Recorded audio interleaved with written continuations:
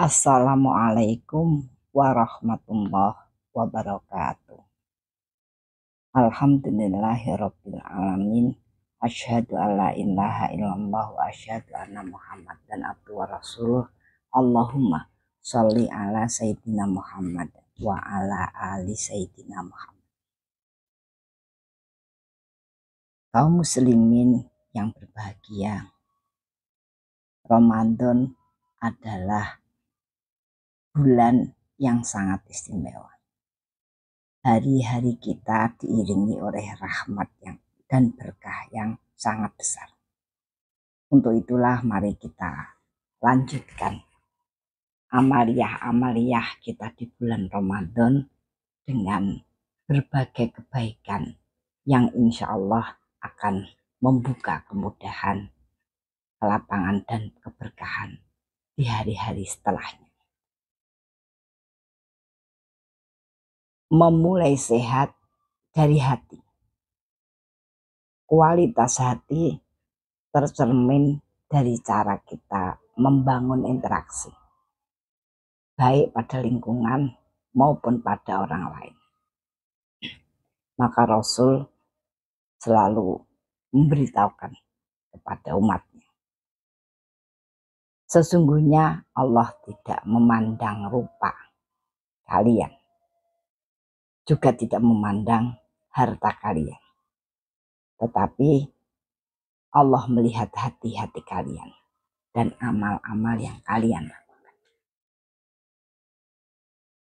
Para salafus soleh selalu menjaga hatinya dengan doa,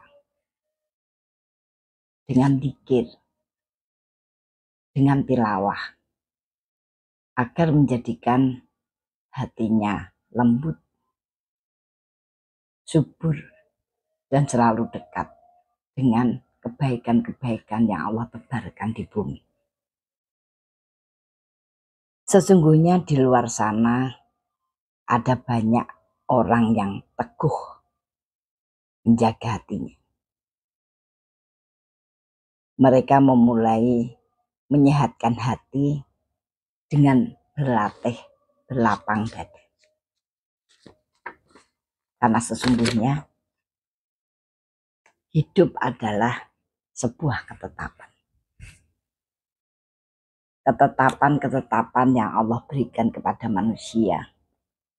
Ada ketetapan yang tidak akan pernah berubah. Ketetapan musayyar, orang menyebutnya. Kadang ketetapan ini agak sulit diterima. Orang tercipta dengan kondisi fisik yang baik, gagah, putih mungkin.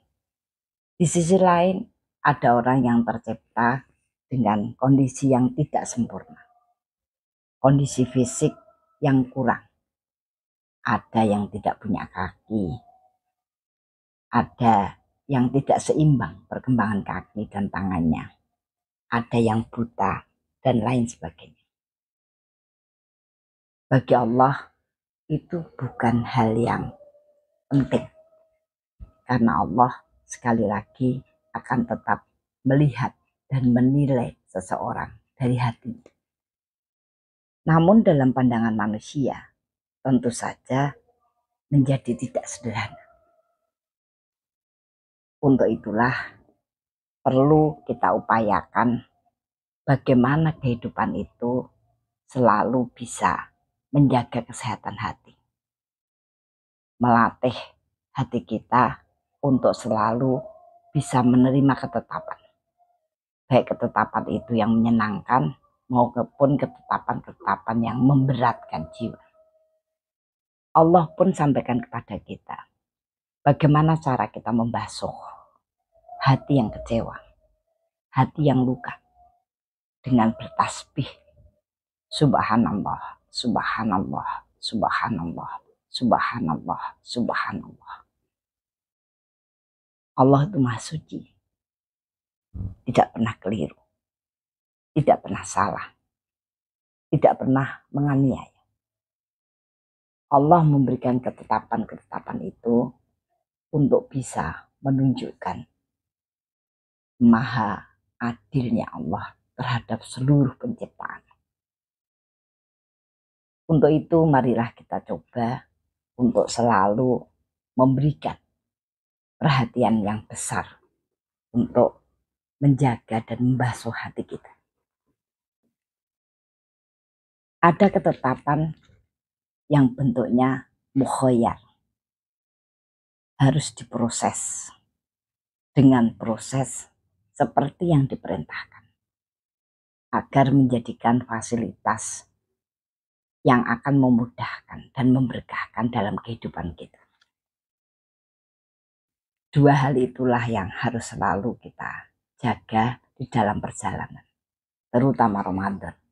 Ramadan ini menjadikan kita untuk berlatih mendekat kepada Allah, mendekat sedekat-dekatnya, lebih dekat dari permintaan-permintaan kita. Yang kedua, para salafus soleh pun selalu melatih hati untuk bisa mencurahkan kecintaan dan kasih sayang kepada orang lain. Sampai kemudian disampaikan, sesungguhnya orang yang paling besar cintanya kepada orang lain untuk berbuat kebaikan, maka orang itu paling bersih hatinya. Dia mempunyai banyak cara untuk memperhatikan, menolong, mengembangkan, bahkan memuliakan orang lain. Berbagai hal bisa dia lakukan, dari mulai mendoakan, memberikan hadiah, meringankan beban, sampai mengambil beban orang. Maka Allah berikan balasan yang besar kepada orang yang menyenangkan orang lain, maka dia akan selalu mendapatkan timbal balik kecintaan dari manusia dan alam. Orang yang selalu meringankan beban orang lain, maka Allah akan ringankan bebannya di dunia. Dan orang yang bisa mengambil beban orang lain, maka Allah akan ambil bebannya di dunia wal akhirat. Maka pernahkah kita lihat ada seseorang yang dalam kehidupannya selalu disibukkan dengan banyak hal, dengan keluarganya, dengan tetangganya, dengan kerabatnya, namun dia terasa tidak terbeban. Dia merasa hidup dengan berbagai aktivitas yang meningkatkan energi. Orang seperti itu pasti pernah mengambil beban orang lain.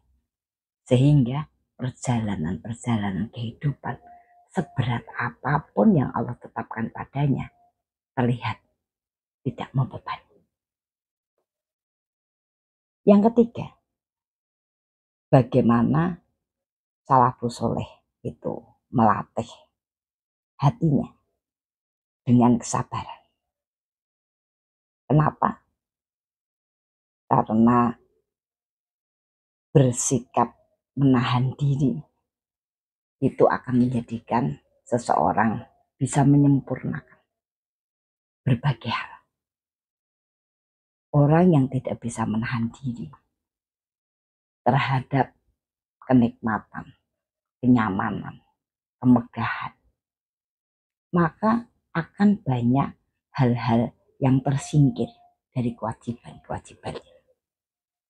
Untuk itulah maka para salafus soleh berusaha keras untuk melatih jiwanya dalam bersabar. Bersabar menyempurnakan kewajiban demi kewajiban, terus menerus diperindah, diperbagus, sehingga Allah memberikan balasan semua hal yang dilakukan terasa menyenangkan bagi dirinya, juga orang lain. Bahkan kemudian Allah menjanjikan dia akan diakhirkan dalam keadaan beramal soleh.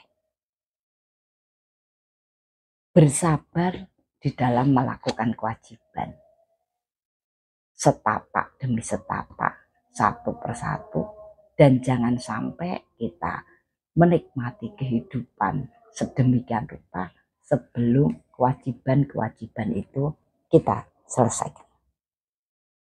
Sikap semacam ini akan melahirkan karakter yang kuat, tahan uji, sehingga dia akan bisa menemukan banyak jalan yang strategis, jalan yang tepat,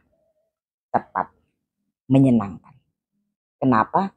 Karena memang banyak hal ya dalam perjalanan kehidupan dia punya pengalaman yang banyak.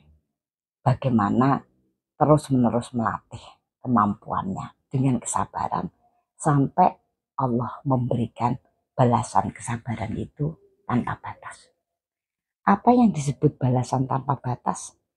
Ketika kemudian seseorang menilai atau seseorang melihat orang yang sabar itu seolah-olah tidak punya rasa capek, seolah-olah tidak punya